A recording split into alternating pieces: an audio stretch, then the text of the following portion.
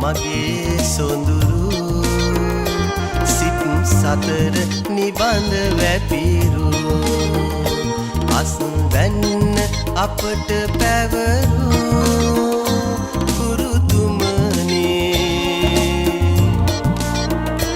උද දෙන්නේ කොහොම ගුරු පඬුරු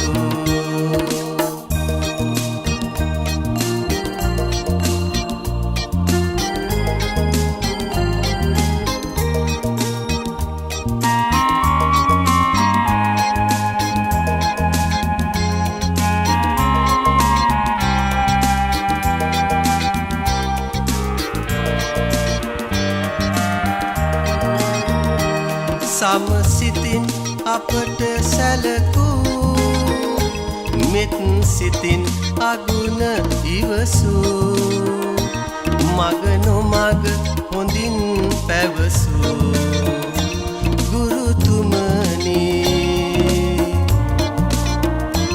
අද ඇයිද ඇසේ කඳුළු ගුරුතුමනි මගේ සොඳුරු සතර නිබඳ වැපිරු අස්වැන්න අපට පැවරු ගුරුතුමනි උද දෙන්නේ කොහොම ගුරු පඬුරු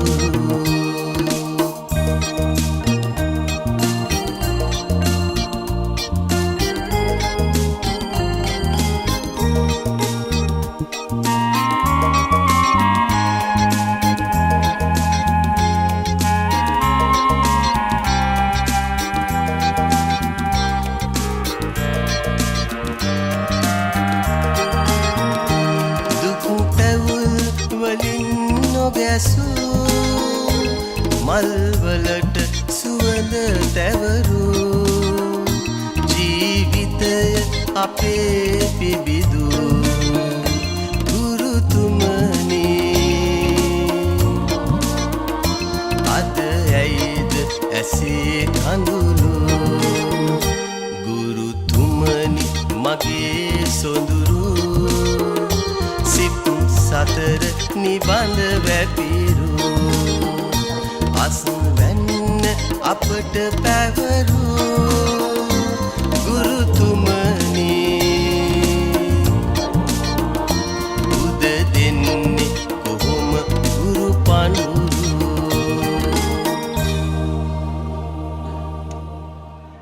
ඔය ගැටලුවක් දුන්නේ ගැටලුව විසඳන්න පොඩ්ඩක් මෙතන මහන්සි කරන්න ඕනේ.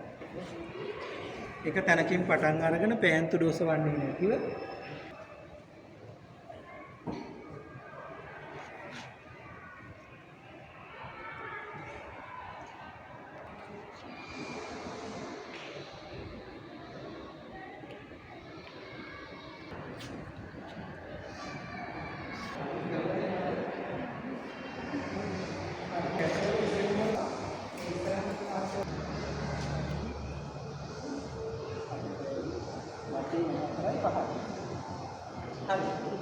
මොකද බලාගෙන හිටියේ?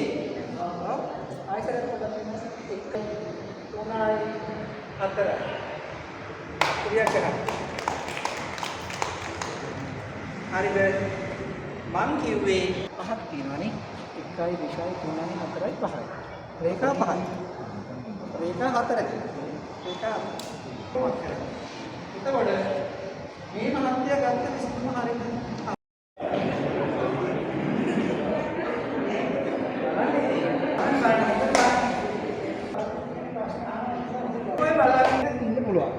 සමහර මෝන හොඳ නිරීක්ෂණය බලනකොට තේනීක කරින් මේ මෝන හරියටම දැකලා තිබෙන්නේ.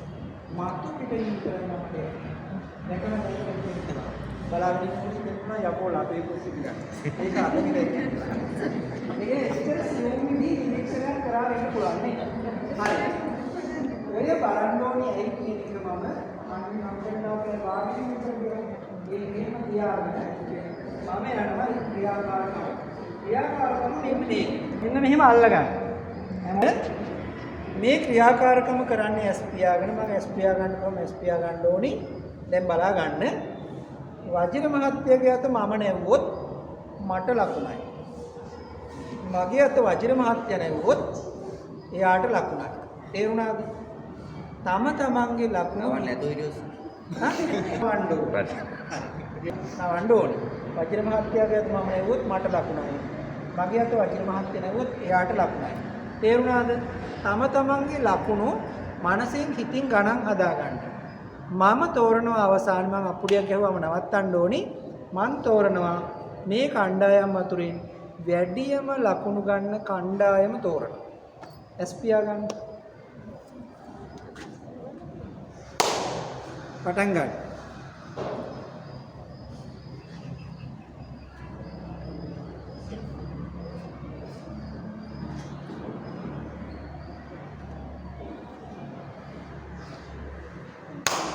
නවත්තන්න නවත්ත. හරි. මොන මේ ක්‍රියාකාරකම් කරනකොට නේද? මම දැක්ක සමහර තැන්වල මෙහෙම අත ගල් කරගෙන ඉන්නේ අත නවන්න කියලා මෙහෙම අත ගල් කරගෙන ඉන්නවා දැක්ක අමාරුවෙන් නවනවා දැක්ක.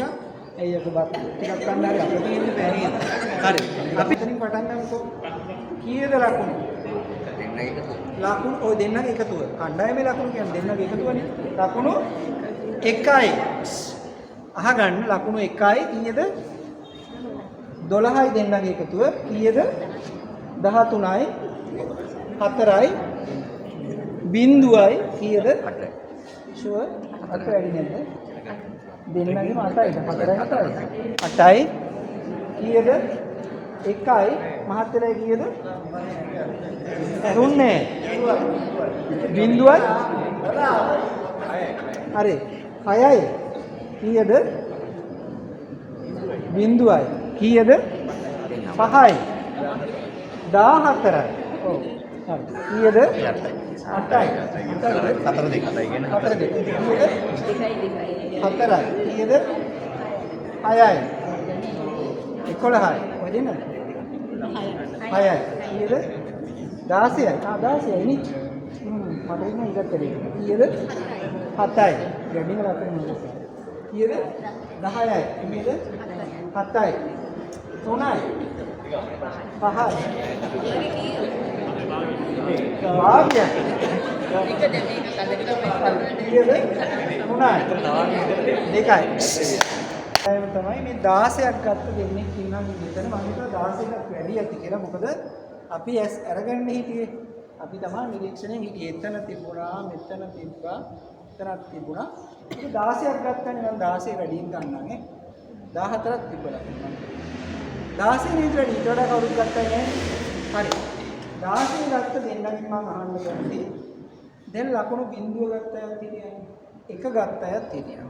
5ට අඩු ලකුණු ගත්ත අය හිටියා. 10ට අඩු ලකුණු ගත්ත අය හිටියා. කොහොමද 16ක් ගත්තේ? ඒ නැත්නම් සමානව නේද? ඔව්. මට කියන්නකෝ මහත්තයා ඉඩ දුන්නද මිස් නැතනවන්න? ඔව්. මිස් ඉඩ දුන්නද මහත්තයාට නවන්න? ඔව් මම බලාගෙන හිටියා මේ දෙන්න හරි සැහැල්ලුවෙන් මෙන්න මෙහෙම හරිද? පෙරේද කරපු වැඩමුළුවේ 78ක් ගත්ත ලකුණු. 78ක් ගත්ත. ලකුණු මෙහෙම ඒගොල්ලෝ මිස් කෙනෙක් මිස්ලා දෙන්නේ ටක් ගාලා මෙහෙම 78ක් ගත්තා. මං කිව්වේ මොකද්ද? මං කිව්වේ අපි දෙන්න හොඳ යාළුවෝ කියලා කිව්වා. වජිර මහත්තයාගේ අත මම නෙවුවොත් මට ලකුණයි. මගේ අත වජිර මහත්තයා නෙවුවොත් එයාට ලකුණයි කිව්වා. තම තමන්ගේ ලකුණු ගණන් තියාගන්න ගන්න කියලා කිව්වා. මම තෝරනවා කිව්වා වැඩිම ලකුණු ගන්න කණ්ඩායම. කණ්ඩායමේ ලකුණු කියන්නේ අපි දෙන්නගේම ලකුණු වල එකතුව. එහෙමනම් ඇයි අනිත් කෙනාට අපනවන්න නුඹුනේ? එතකොට අනිත් කෙනාට ලකුණක් ගන්න ඉඩක් දුන්නොත් තමයි මට ලකුණක් ලැබෙන්නේ. මතක තියාගන්න. තේරුණා නේද? හැබැයි අපි දහම් පාසල් ගුරුවරුනේ. එතකොට මොකද කරොත් අර විදුහල්පති වැඩමුළුවේ ලකුණු 0.2යි 4යි ඔය විදිහට. කොයි වැඩමුළුවේ අපි කොහොම කරත් මේ අපේ මනසේ ස්වභාවය. ඉතා පැහැදිලිව දන්නවා අපි දිනන්න නම් දෙන්නම ලකුණු ගන්න ඕනේ කියලා. try කරන්නේ මං විතරක් ගන්න. අනිත් කෙනාට ගන්න දෙන්නේ. නේද? ඒ අපේ මනසේ ස්වභාවය. ඒක තමයි හැටි. අපි නිතරම try කරනවා දෙන්නෙක් එක්ක කණ්ඩායමක් එක්ක වැඩ කරද්දී මම කැමති මන් ටිකක් දිනන්න බරගතියක් තියෙනවා. හැබැයි මතක තියාගන්න ඒක තරංගය සහයෝගය තුළ කොච්චර ප්‍රශස්තද කියන්නේ අතරි දෙන්නේ නේ. ලකුණු වැඩි. දෙන්නම දෙන්න. තරහනේ. අමනාපයක් නැහැ දුක නැහැ. මේ දෙකෙන් කොයිකද හොඳ? හරි පහසුවෙන් කරන්න පුළුවන්. හරි පහසුවෙන් කරන්න පුළුවන්. අපි ඇස් අරගෙන ඉන්න පොඩ වහලා පෙන්නන්න වෙයි.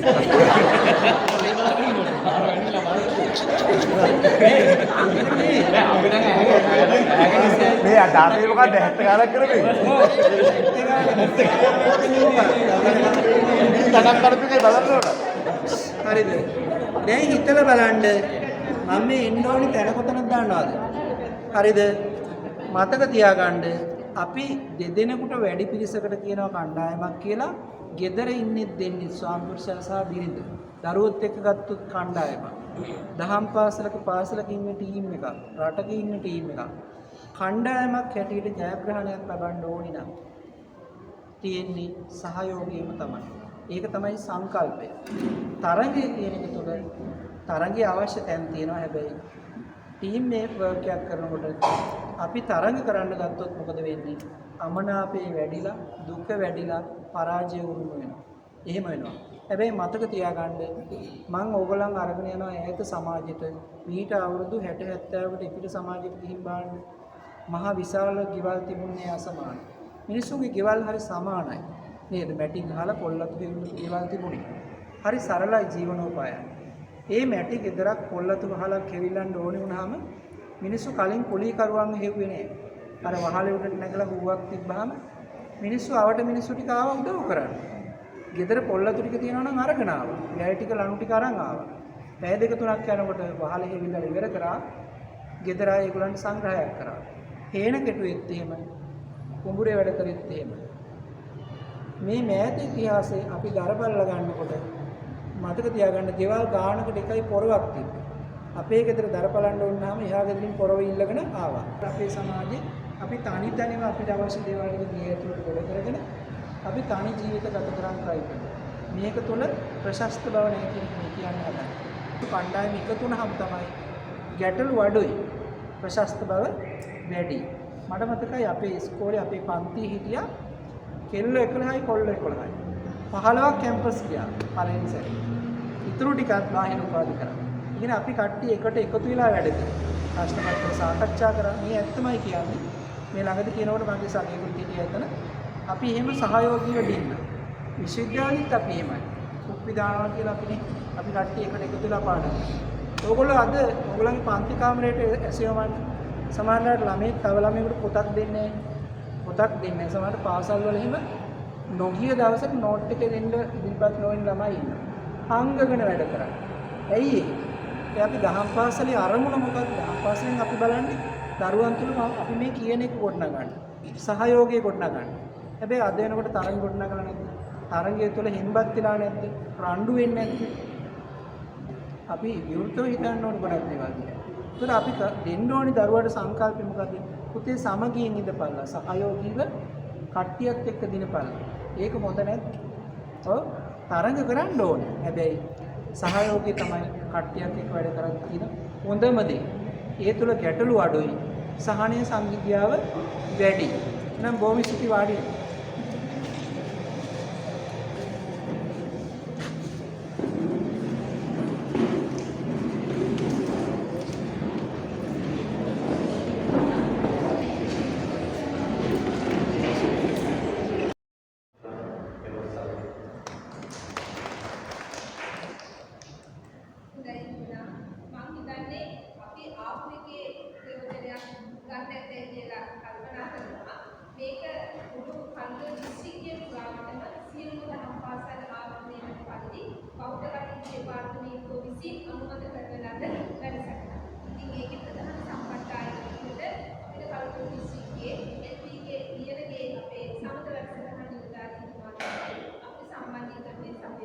ඒ කාර්යභාරය සිදු කරන්නේ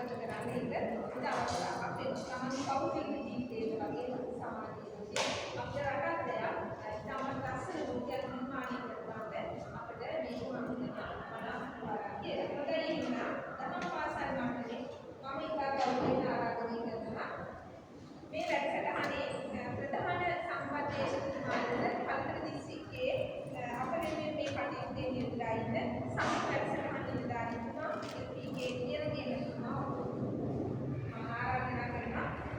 පාරමිතෙන් ශ්‍රී ශාසනවල දහම් පාසල මම එකින් එකට දෙනවද නැත්නම් දහම් පාසලේ කොහොමද එක්කෙනෙක් දෙන්න කාලය ඉතුරු නේද? ශ්‍රී ශාසනවල දහම් පාසල නියෝජනය කරමින් මහත්මයෙක්